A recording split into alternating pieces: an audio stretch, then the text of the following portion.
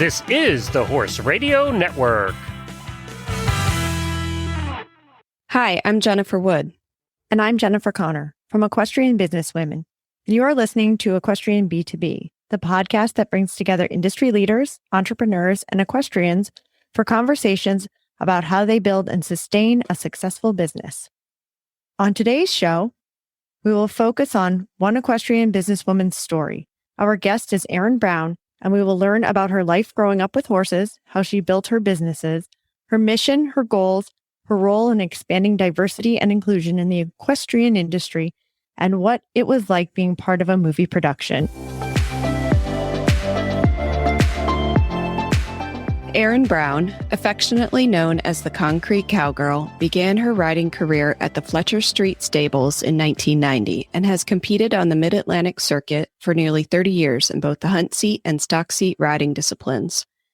Erin is a graduate of W.B. Saul High School of Agricultural Sciences with a major in equine science. She has extensive experience managing stables and is a strong advocate for riding programs serving her local communities. Erin is the executive director of Philadelphia Urban Riding Academy, a nonprofit 501c3 established in partnership with the filmmakers of the Netflix film Concrete Cowboy to preserve the history and culture of the urban Black cowboy.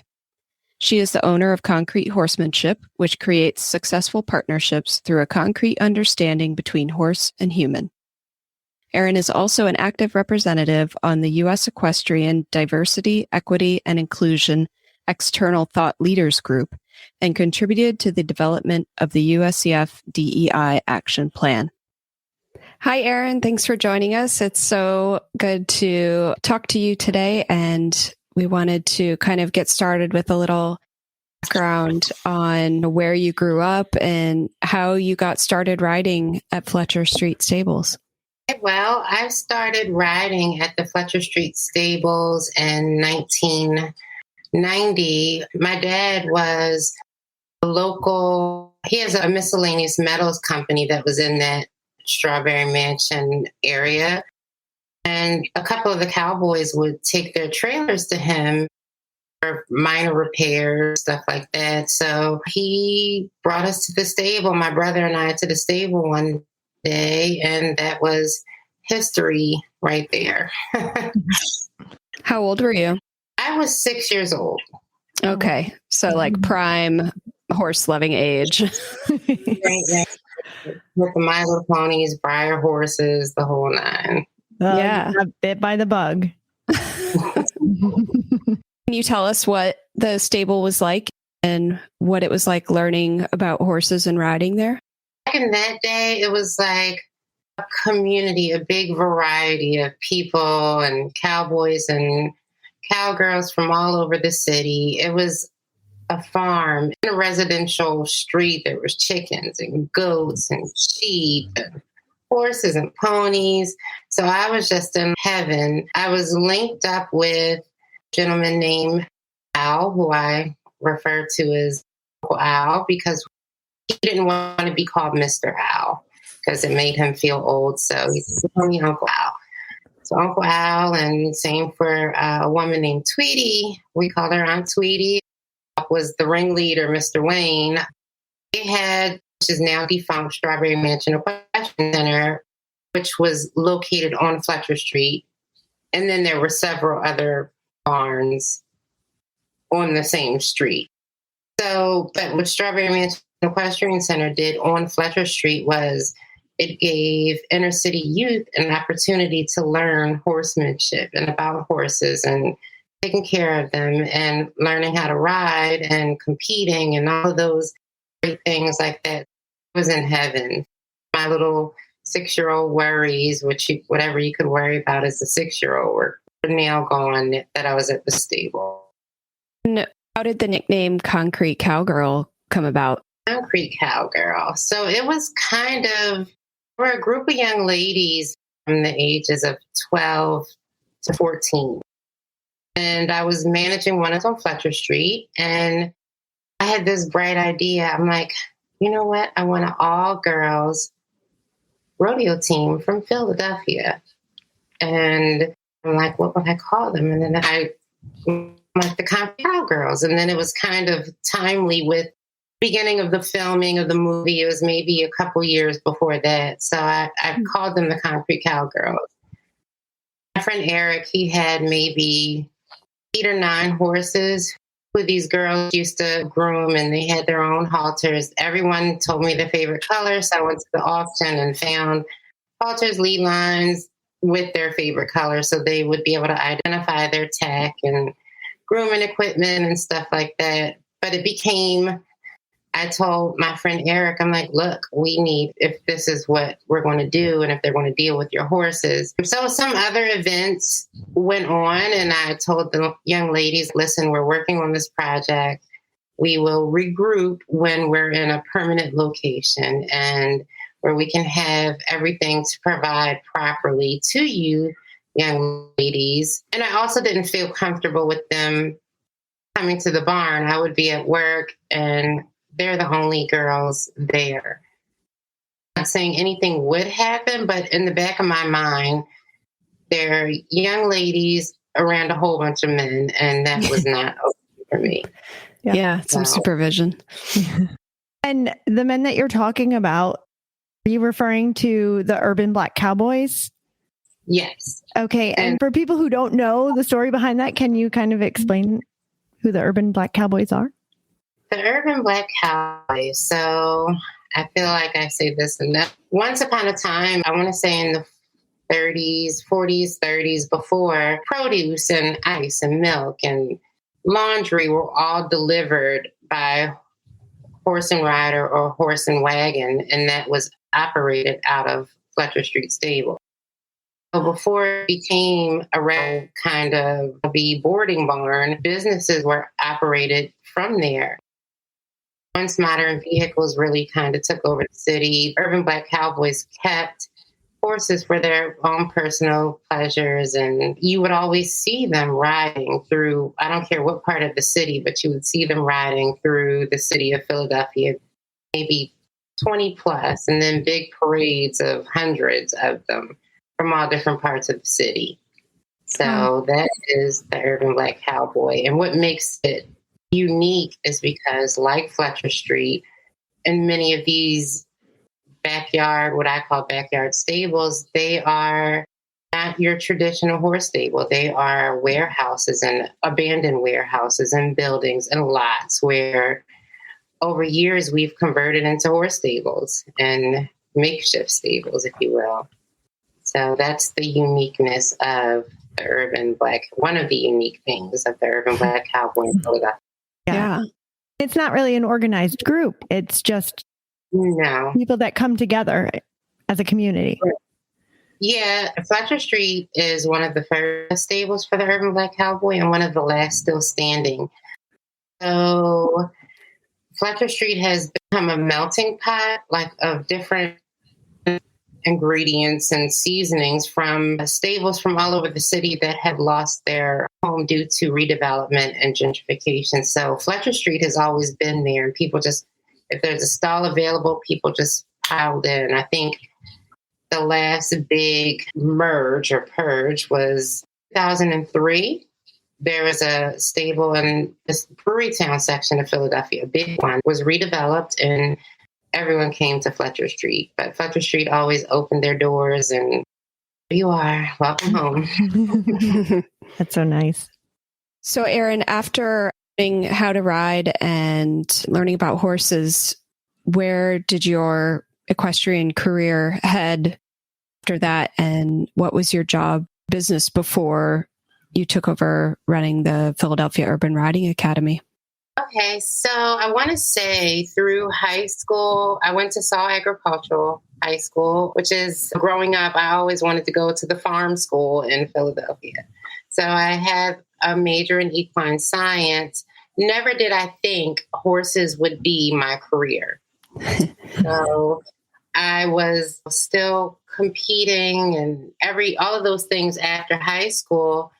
And I was working as an office assistant for one of my father's companies. And one of the guys who owned one of the barns on Fletcher Street at the time, he asked me if I would come run the barn. I'm like, okay. And I wasn't really sure responsibility that I was taking on. And it just hit me like, okay, Erin, if you had a dream barn, what would you do? And it was kind of hard getting the respect of the older cowboys and gentlemen and stuff, because it's little Erin coming in here cracking a whip and saying what you can and cannot do. So surprisingly, it worked. And I turned the barn inside out and made it like this gorgeous place. And relationships did change with the guys. They then knew that this is still little Erin that we all grew up with. If we want to have our horses in this barn, this is what we must do, and this is how we must keep it, and all of those things.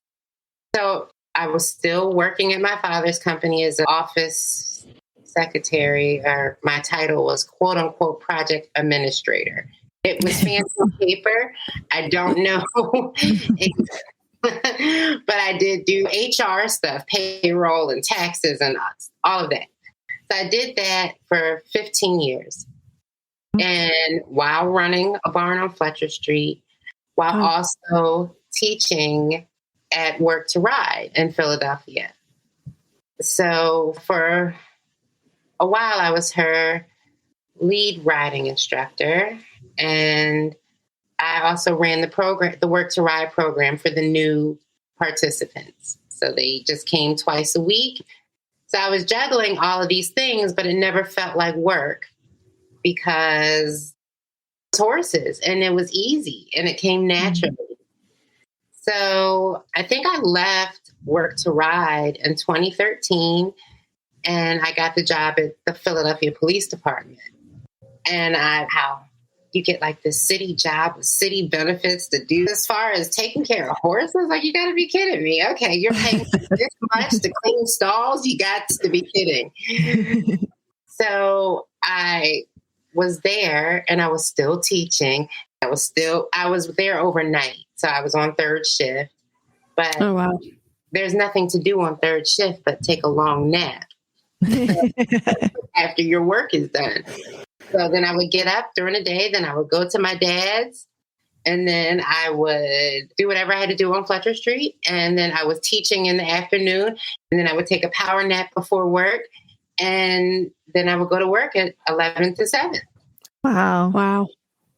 So I did that for some time, and then I stopped working for my dad. And then I stopped over at Work to Ride. I started to slow down. I'm like, okay, wow, I could breathe. And I just stayed with the police department. And I think I left Fletcher Street too. Yeah, I did. And then I was asked to come back to Fletcher Street. And the guy who owned the barn said, Erin, listen, I really need your help. I need you to get this place back in order. Do your thing. And I'm like, didn't know if I wanted to do it because times have changed, generations have changed. And I put my heart into it the first go around. And so I left for a few years and came back and I'm like, oh my God, what'd you guys do to the place? Like, it wasn't the same anymore. I tried my best at it again. And that's when Eric Miller, that's when he and I developed, which started off as a business relationship to a friend relationship. I mean, he had a few horses in the barn. I knew of him when I was younger, but he had his crowd and I wasn't allowed to intermingle. None of the kids that were a part of SMEC, we had to stay behind that gate and behind that gate only. And that's where we were supervised and stuff like that. So I started doing hay runs for him. And my dad got me this new trailer for my birthday. And so I was using it to get hay. And then I would start picking up horses from the auction. I'm like, oh my God, this is like a real hustle. It was like extra money that I had on top of my regular paycheck. And I started riding his horses and doing exercise rides and training rides. And he had a horse that he was trying to get me to buy for myself. And I'm just like, thanks, but I'll sell her for you. Put her a few times and I sold her. And he asked me, how much do you think you can get for this horse? And I threw the number out there. He said, no, you can't. So I did it and I got to it. And so that started we started flipping horses. And we became like really good friends. He was almost like a brother. I do have a brother, but he was closer than my biological brother because we had this horse relationship, and he's about a good 12 years older than I am. So he'd always have the brotherly advice, and he always had my best interest at heart. So he told me about filming this movie, Concrete Cowboy, and I'm like, yeah, my 30-something years on Fletcher Street, I've seen so many people come through, tell their story, and hit it. And you never hear from again. Never was it ever something as big as Concrete Cowboy or the filming of this movie.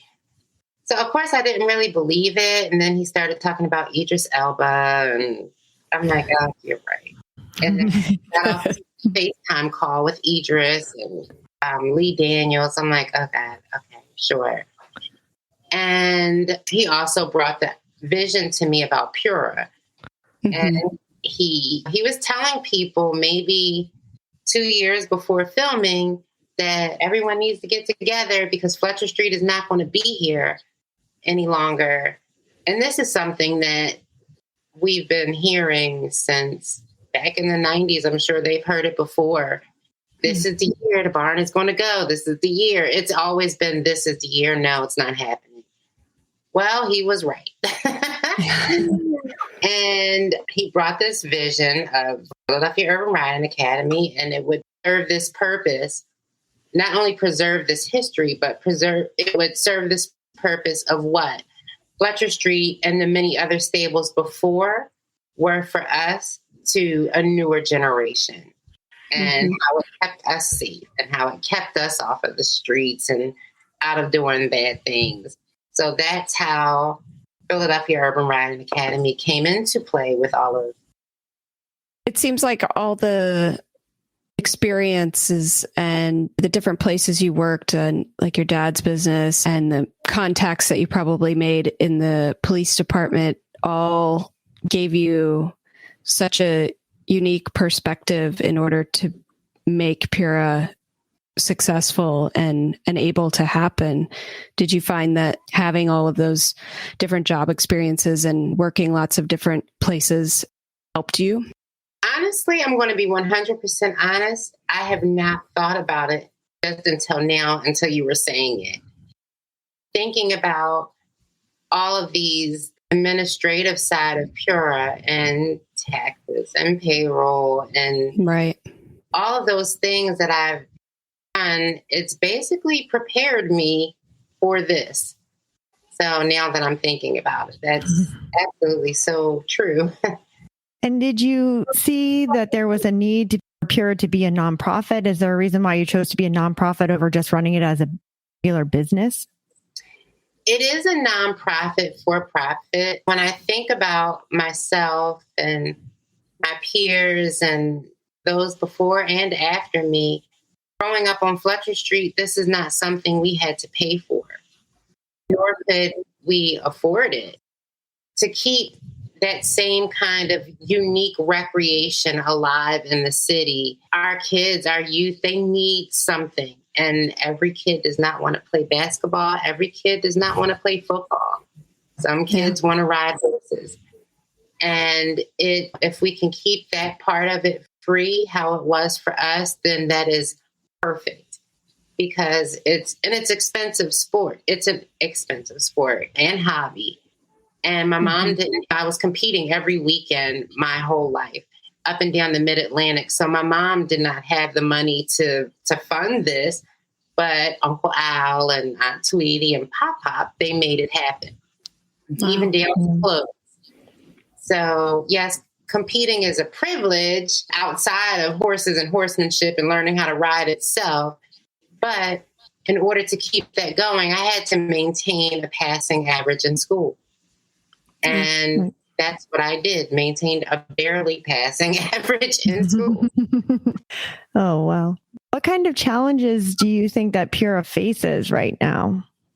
Our biggest challenge, and I wouldn't even say it is a challenge.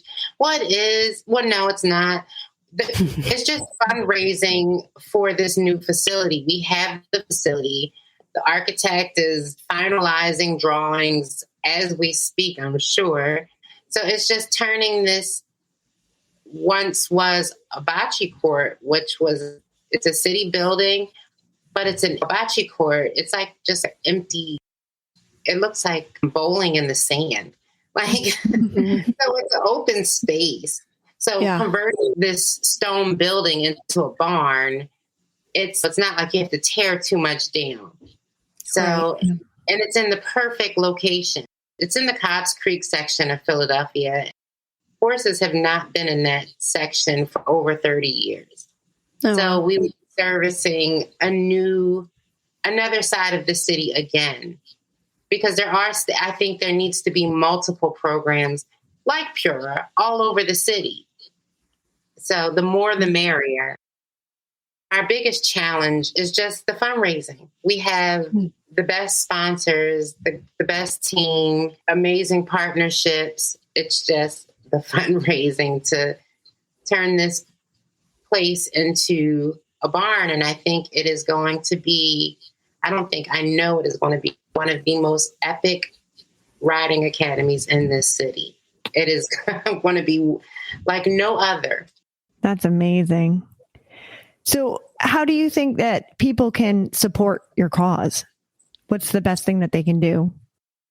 I know everyone does not have the means to donate financially, but spreading the word about who we are, what our mission is, what we're trying to accomplish, that what I've learned through this whole journey is that really goes a long way. Because one person tells one person that it's like not a carrier pigeon. It's like a bee pollinating all over. So the more you gets out about Pura and who we are, it'll get to the right people. And it's not saying that the messengers aren't the right people, but they're bringing more right people on board and that can support us.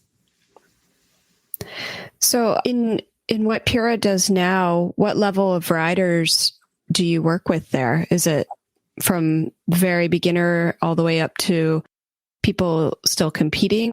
What's the program like? We've kind of taken a break because of the relocation. So I think after filming the movie, Pura had no horses. I donated my personal horses to Pura to build this kind of thing. And my friend Eric, he was killed maybe a month before filming. Oh, wow. Oh, my God. He had 7 horses and he left 4 kids behind. And I knew he didn't have any life insurance. So, the filmmakers asked if we could keep the horses around for filming. And I developed a really close relationship with Eric's sister, and she wanted to give the money to sell all the horses and divide it up between the kids. So that's what I did. I sold them all top dollar with the exception of one, which was his personal horse that he always rode, and that's Chuck. So he's still around, and he's an older guy. He's, I think, 21 now. So the rest of Pura's horses were mine that I donated. And Missy Clark of North Run, she bought the Palomino quarter horse. So again, everyone was boarded all over the city, all over the state, rather. And I kept the 2 young ones that were showing close by. So Javon, he's the youngest, well, not the youngest. His brother Liam is 3. Javon is 9, but he's been showing Pretty Boy on the quarter horse circuit as halter. So, and that's how I started on Fletcher Street showing halter. Yeah. We are getting ready to relocate the whole entire herd next week, actually. I found a barn that's not too far.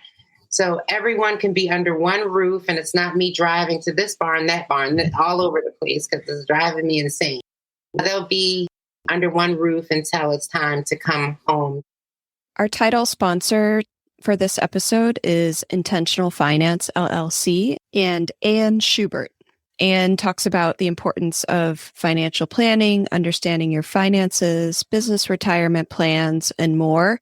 She can help you with all of these things in your business, which obviously we know is so important. And so many people don't know how to do it, or they don't know where to start, or they don't know how to organize their finances into something that will help make their business profitable. So I think it's a really important topic for us to be talking about.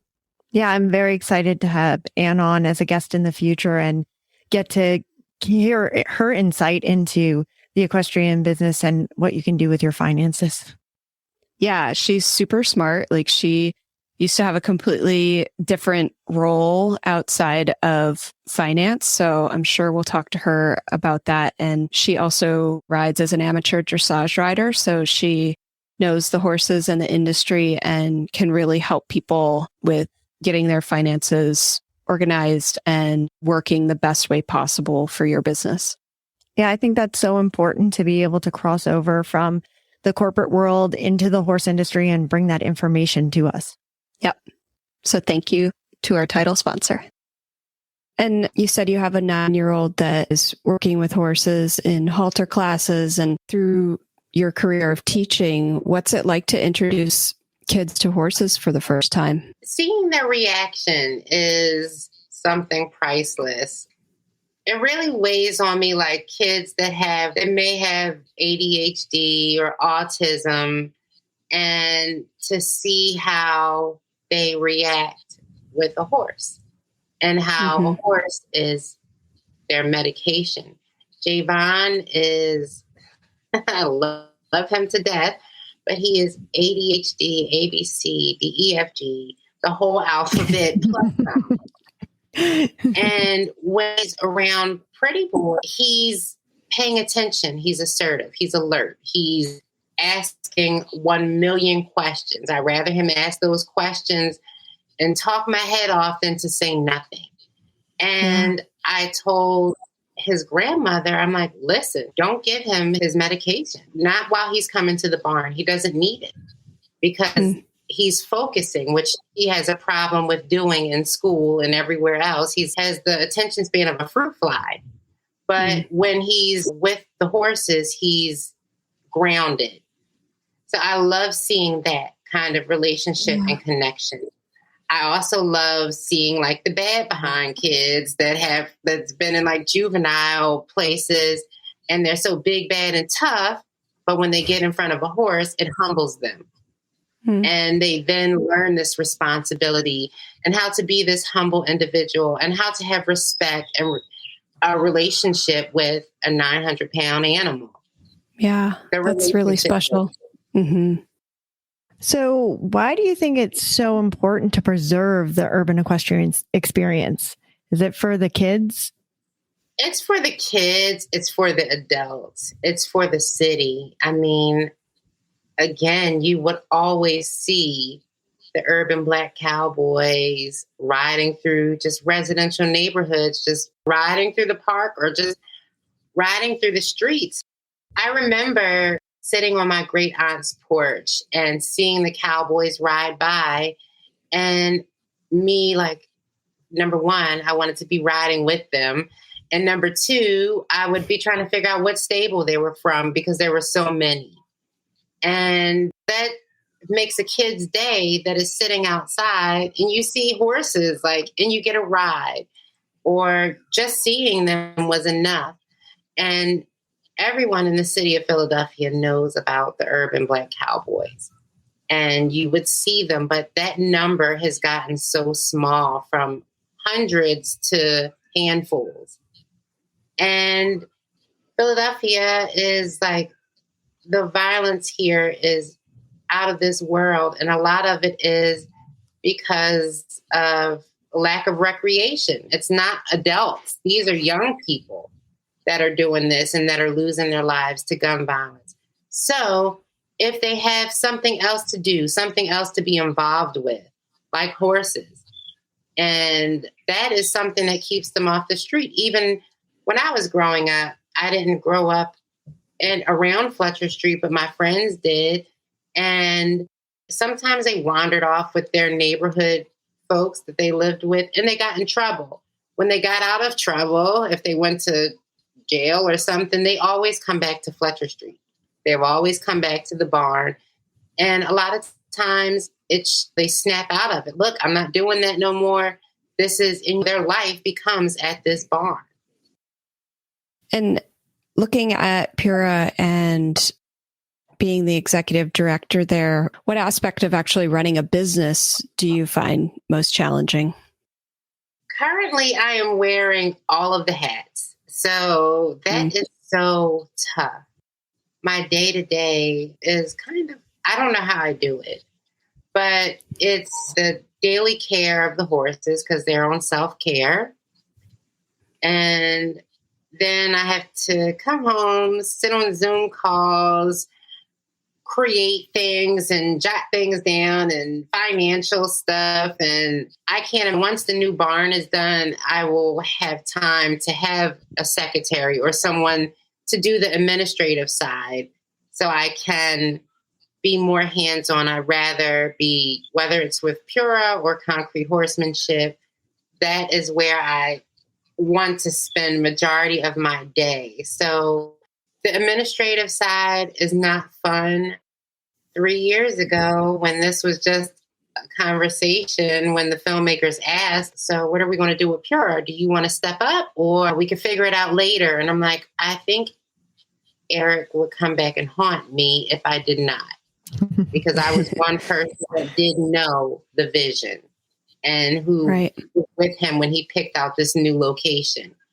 So even back a month before filming, I'm sitting here like thinking about boarding contracts and stuff like that. And I was just telling my partner, Mike, this last night. I'm like, what the heck was I thinking? Like a boarding contract, there's like a business plan and there's so many other aspects that have to be done. You need a barn for a boarding contract, but that's where my brain was. I'm like, yeah, great that it's done and it's on my files in my computer, but there's so many other things to do other than that. I had no clue of what to do. So Leslie from Work to Ride, she said, Erin, you need a business plan. And I'm like, well, how do I do that? What should I do? And she said, she sent me this book, Business Plans for Dummies. And I'm like, so there's no audio book that goes along with this? Like, I have to read this? I was trying to hire someone to do it for me. And I was just like asking all of my really smart friends, so do you want to do this business plan for me? How much would I cost? Whatever it's going to cost, I'll do it. And no one actually, they said they would, but it wasn't getting done. And which meant I had to do it myself. I Googled a business plan template and I Googled everything that's supposed to be in a business plan. And I just started putting everything together. And I'm glad no one did do it for me because I appreciate the journey so much more. That I know that this seed is something that I planted from 3 years ago that has blossomed into what it is today. So I am so thankful and grateful for that part. But Pura and then branding the Concrete Cowgirl and then Concrete Horsemanship, I am whooped. I'm ready for a secretary and administrative assistant, somebody that used to be what I was to handle this day-to-day executive typing and emailing. I can't stand it. Yeah. I think it's so hard to know when you've reached, well, mentally when you've reached that point, but you don't know business-wise if you've gotten to that point and how much do you invest in something like that when you're just starting out. It's really hard to know when to take that leap and add people like that. Yeah, I have an amazing executive board, but it's okay, executive board. You have this fancy title now, executive, or whatever the heck you got to do, but help. Yeah. I would hear again, my friend Mike, who's with me for all of these community events and stuff, he's been there since the beginning and he's telling me how tired he is and from work and stuff. I'm like, dude, I wake up at 12 o'clock in the morning and I run to the barn, take care of horses, and all of their daily needs. Then I have to run home and look at emails, jump on Zoom calls, technology I cannot figure out. And back to the barn. I still have to find some time to exercise horses, especially the ones that are showing. And back to my computer. So don't tell me about tired. This is what I'm glad you get to have fun, but I do not. I think it's hard too when you're a horse person and your heart's really in the barn and you're used to doing all that physical stuff. That comes natural. But then when you sit down to the computer to type out stuff and get on Zoom calls, that's more exhausting. It is. It really is. Time flies in the barn. Emails and stuff like that. I dread the notification button on my phone. iPhones have all of these fancy calendars and reminders. I still have to use a sticky note because that's how I remember. It takes too much time to input it into a phone for me anyway. It's just different. To stick it on a sticky note and stick it on my laptop or my printer. I know it has to be done. I can put a check, a strike through, something. But how many sticky notes do you have on your computer right now? I don't have any today. Oh, good. I did a lot yesterday, and I was like, I'm so proud of myself. I even got a nap in. Well, I don't think you're alone on the executive board part, because I'm on the board of a nonprofit and she struggles as well to get us to respond. I try to respond as often and quickly as I can, but I know she struggles with the rest of the board. So you are not alone in that. Oh my God, it is so challenging. Like, I just can't. I do have help, but it's not like the help that I want, but also no one can really do it but me because I'm in that executive director position. And it's just, I'm trying to juggle a million things, and it's tough. Yeah. But it's worth it. And so what business advice would you give someone in a similar role or situation like yours? Take your time, enjoy the process, and that's it. It's an empty canvas, especially if you're building a business. You paint it how you want.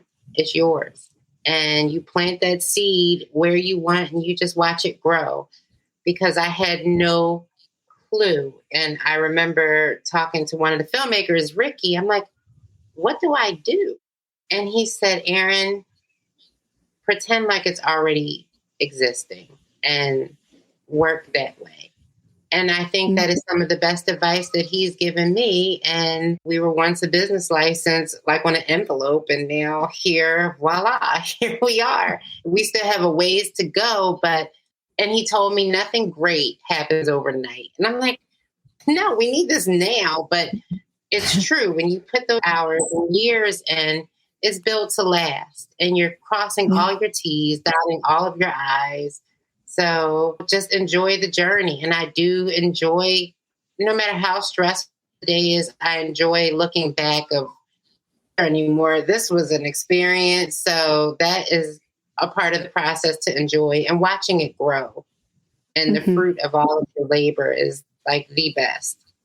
Yeah. So even though you have a lot of hats that you wear already, that's not enough. You also are part of the Diversity, Equity, and Inclusion Committee for the USEF. So how did you become a part of that? I remember getting the phone call.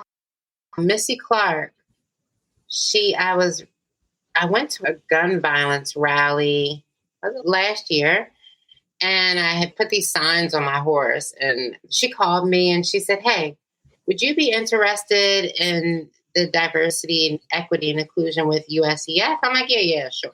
I'm riding a horse right now. And I called her back when I got in the truck, and she went more into detail. And I'm like, yeah, I would. And she set it up. I got the emails about the first meeting. And a few of my friends are also on that team. And I'm like, hey, you're here too? Okay. So it was that's exactly how it went. So what kind of initiatives does the Diversity, Equity, and Inclusion Committee work on?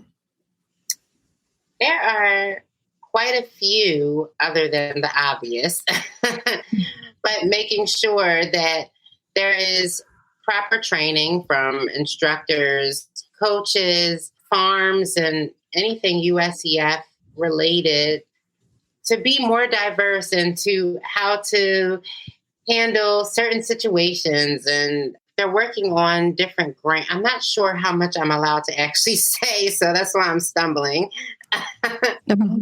Yeah, because I know they have not put a lot out yet, even though there's a lot going on. So, okay. Yeah, let's sure. fix that. Yeah.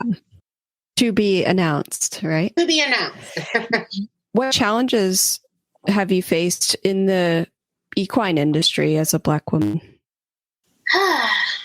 Okay. Growing up, again, from Fletcher Street in Philadelphia and maybe a little outskirts of Philadelphia, I would always see friends from other stables that looked like me. It wasn't until I hit the Mid-Atlantic circuit and started competing at a higher level where I did not see anyone that looked like me. I was embarrassed. I remember we went to Maryland at a quarter horse stallion. He did everything, but during this time we were competing in hunters. He was a hunter more than anything else. And I remember asking Uncle Al, I'm like, hey, can we park the trailer over there? Like, so no one would see this trailer that I'm getting off of that had spray paint and everything and graffiti all over it. I was embarrassed. And I remember, because everyone had these fancy rigs and everything else, and we did not. And my clothes barely fit. And I had the faux leather riding boots, like field boots. I didn't have the real fancy ones. But from a distance, you couldn't tell. So I was good to go. Yeah. And he was like, no, we're not parking over there. I'm like, please, I beg it. And I went to register for my classes, and he overheard someone ask me where I was from. And I said, Philadelphia. And they said, where at in Philadelphia? I'm like, shoot.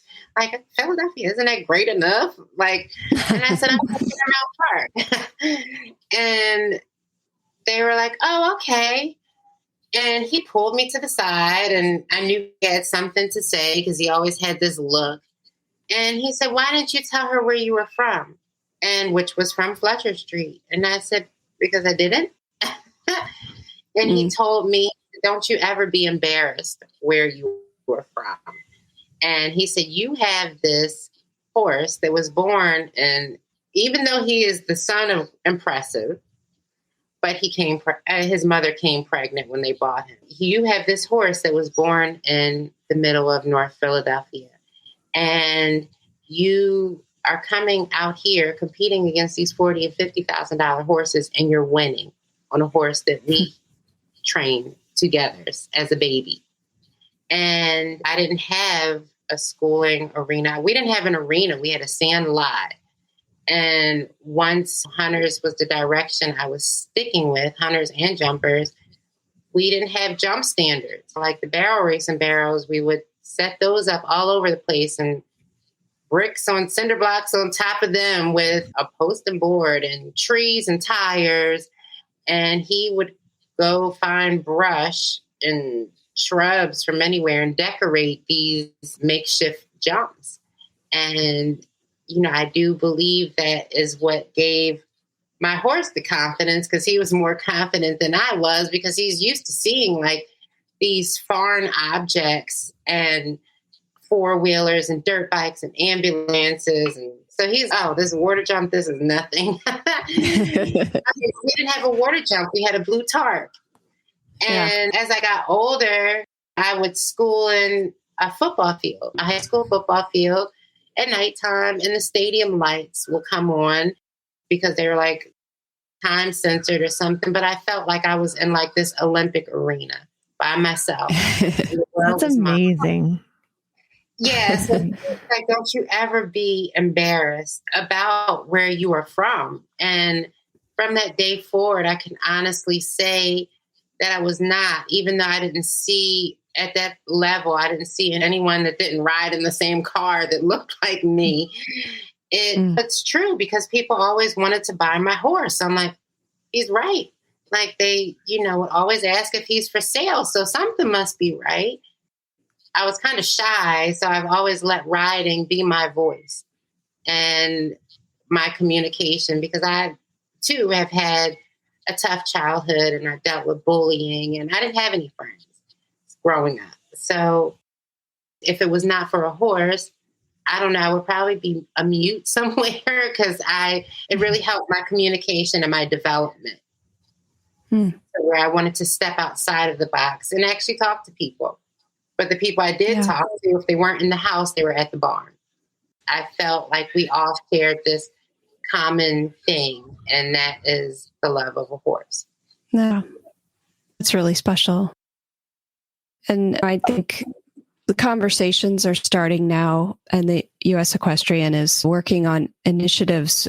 Do you think there are ways that the equine industry can become more diverse and inclusive?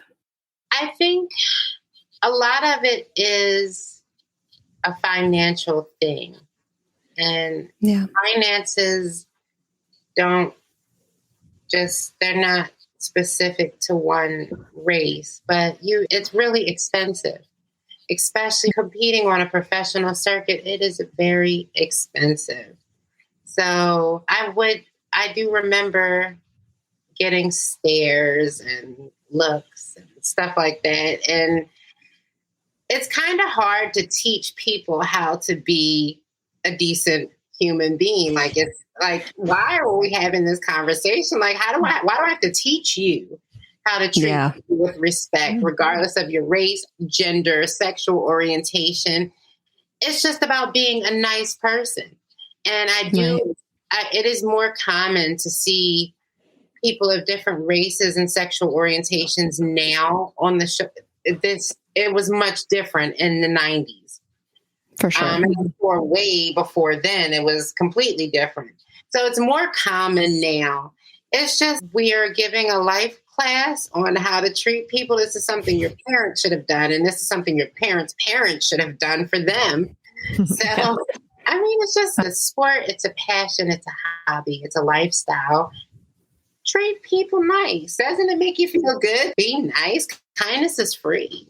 So I don't know, like being mean or discriminatory, that requires too much energy. And then you have to really think of what are you upset for? Because I look different than you. So we're doing the same thing. Yeah. And we have the same love and passion. Yeah. Let's let the horses bring us together. Yeah. So you've referenced the Concrete Cowboy movie a couple of times throughout us talking. And I know Jen and I both have watched the movie, and I thought it was really great, interesting. I really enjoyed watching it to give me a better perspective. So can you kind of tell us about working on the movie and what it was like and how the horses reacted? So filming, again, Eric, he was who the filmmakers worked closely with to get this story, to capture this vision and to tell this story. And I met them a few times through him. But I remember when I got the call that he got killed, I was headed to work. It was 11 o'clock. And Mike, who he called to tell me. So I'm like, crap.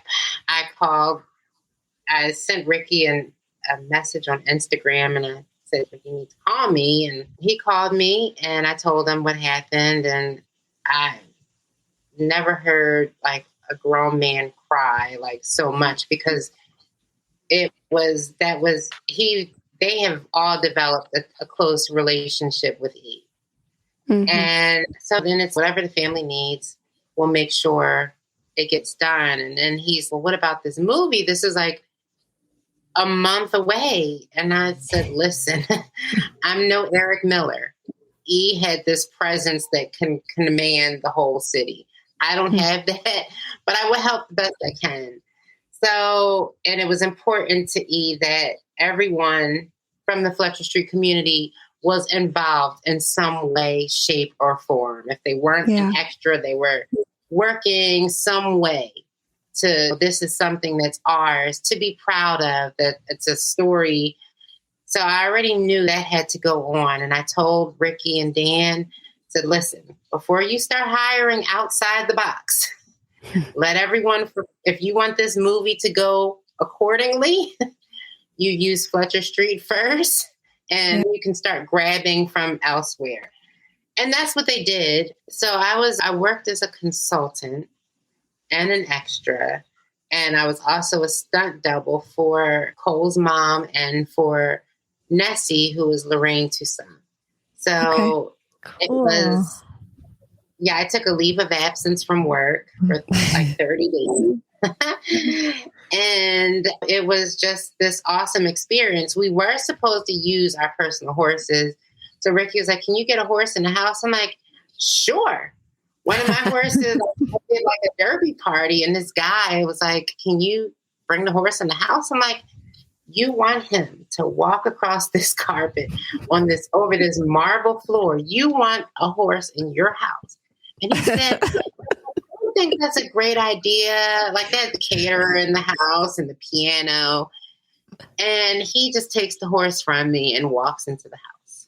Wow. And I figured he would be okay. He's a city horse. He has to be. And everybody's like, there's a horse in the house. I still have the video. And and so Ricky was like, can you get a horse in the house? And I said, yeah. So there's like the scene where the horse is in the house. And he said, can you stand up on a horse? And I said, get back to you on that. And so which made me, I taught Cowboy how to bow. And then I stood up on him after, I had him bow, and I jumped up on him, and then I stood up. And I'm like, okay, yeah, he can do it. But it became a problem with the insurance from the cast. So we had to bring in professional stunt horses. So any of the horses that you've seen in like the scenery in the background, those are actual Fletcher Street horses. Majority of them were ease horses. And then there's the professional stunt horses that were amazing. So I'm like, wow, okay. And I'm sitting here tumbling in my brain. Okay, maybe you could do this too. And adding another business, like professional stunt horses. Right. Because I could force all these tricks. This is easy. Yeah. So it was filming was like 27 days or something. It was an amazing experience. I don't think I slept. I don't think any of us slept, but we weren't tired, because if you're ever on a movie set, it's like this amazing food that's brought around all day long. Right. And I love to eat. So I'm like, okay, what's for lunch? What's for dinner? And then you get snacks in between and a snack. It was just, I have to say that most people would think that meeting the cast and hanging out with them all day was their favorite part. I was looking forward to next day's menu. Like, so many different things. It just became, after the first day of filming, it became the norm where I get my little walkie-talkie and my headphones, and I get to sit under the producer's tent and listen and watch from the producer's screen. No worries. That's just Lee Daniels sitting next to me. We're friends like that. In my head, it was an awesome experience. So we watched it on Netflix. Is there another place that we can find it?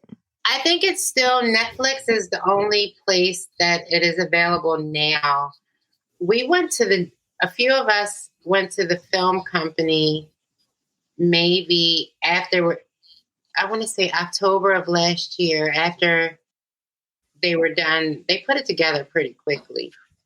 And we went to the film company and watched it on the big screen. And I just remember crying, like, because I knew, wow, this is E's story, and it's here, and he's not during filming. There were a couple times I'm like, wow, he's like here. And Ricky, he's such a humble and genuine, caring guy. All he would say is, I want to make sure we're telling E's story the right way. And I'm like, yeah, I don't think it could have been done any better. So, but yeah, I think Netflix is still the only place that it's available now. I haven't seen the movie like a million times before it came out. And so then when it did come out, my family and everyone wanted to watch it with me. I'm like, no, please, no. I cannot watch this film. I hadn't seen it 100 times. And so Ricky's like, well, how do you think I felt? I saw it a million times. And right. Because a lot of things did not make the actual movie.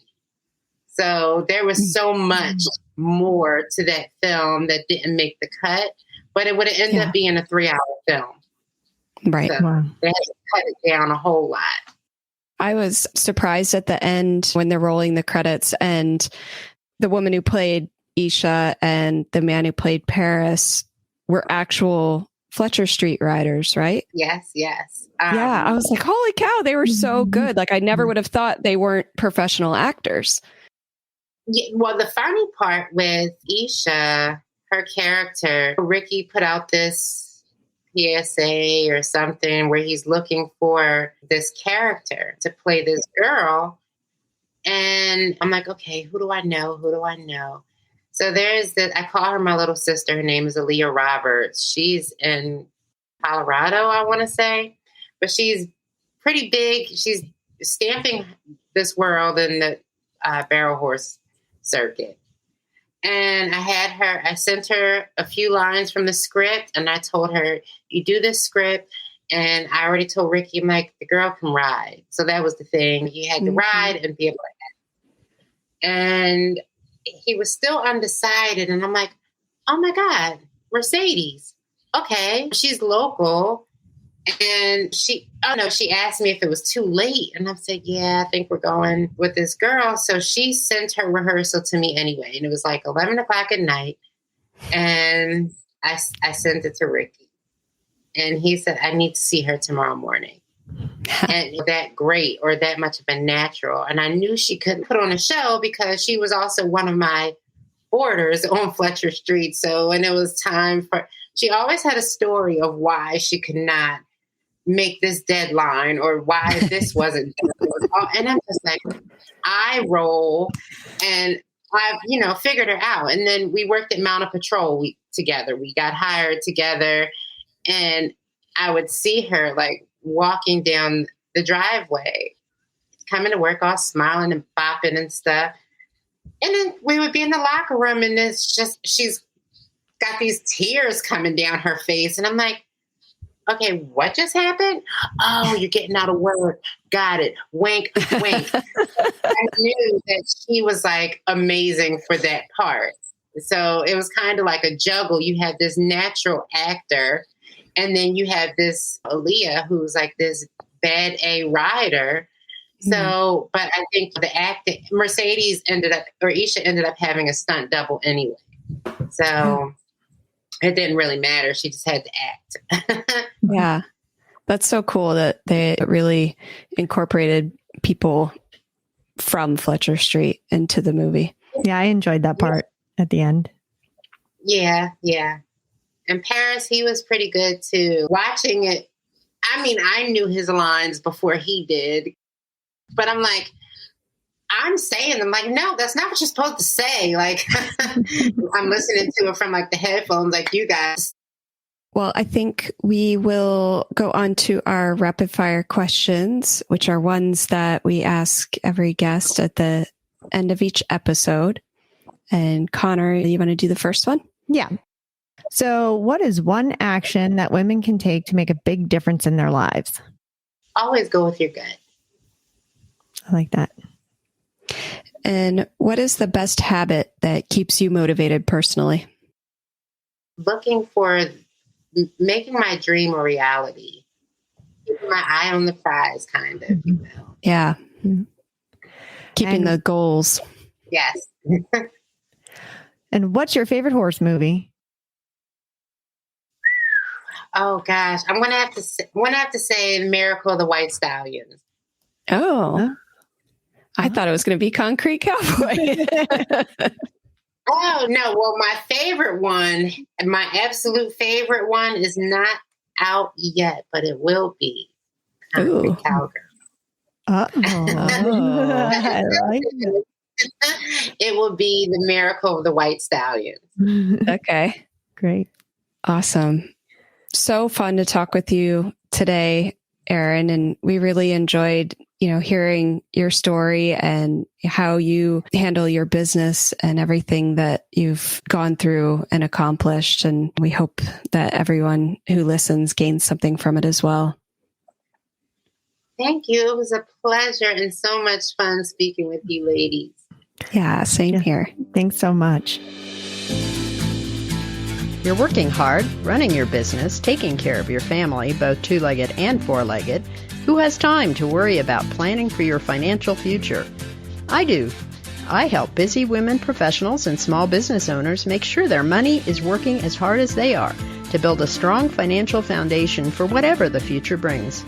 I'm Ann Schubert, horse owner, small business owner, and certified financial planner professional. Let's talk about how I can help you have confidence your money is working to get you where you want to go. I love talking to Erin and hearing her story and seeing how she came from riding as a kid and got all of these different experiences and had the business admin experience through her dad's company to being the executive director at Pura. It was really cool to hear about her journey. Yeah, I really feel like I identify with her with wearing so many hats and doing so many different jobs. I feel like I've done that most of my life, always trying to hustle. Yeah, she definitely does that. She said at one point she was basically working 3 jobs and one of them was a night shift. I can't imagine having to balance all of that, but I think it's led her to a place now where she's doing something she loves. But again, she's in a place where she's in one job, but she's doing everything herself too. So it's interesting to consider and talk about how you get to that point and how do you make the jump to bring on people to help you. She said she doesn't like doing the admin side of things. She wants to be in the barn and be teaching. And I think it's hard to know when to make that leap and when to invest in that and hope that it's going to provide returns. Yeah, I feel like sometimes when you're doing all of those jobs, it's important that you're doing them, but you have to figure out a way to take the next step in order to back yourself out of that. Mm-hmm. Because otherwise, I think you burn yourself out. And when I understand that you're trying to maybe save money or you feel some responsibility to it all, but I do think that's a hard position to be in. Yeah. I think for a lot of people, it's hard to delegate and give responsibilities away when you've been doing it for so long yourself. It was inspiring to hear what she's accomplished and what she continues to do for her community. And we talked afterwards about coming to visit and seeing the program. So I'd love to make that happen sometime soon. Yeah, I definitely want to go see it. It's very interesting. And the movie kind of piqued my interest even more. For sure. I really had no idea of what Fletcher Street Stables and the Urban Black Cowboys were about. So it was really eye-opening to me. I think see their story.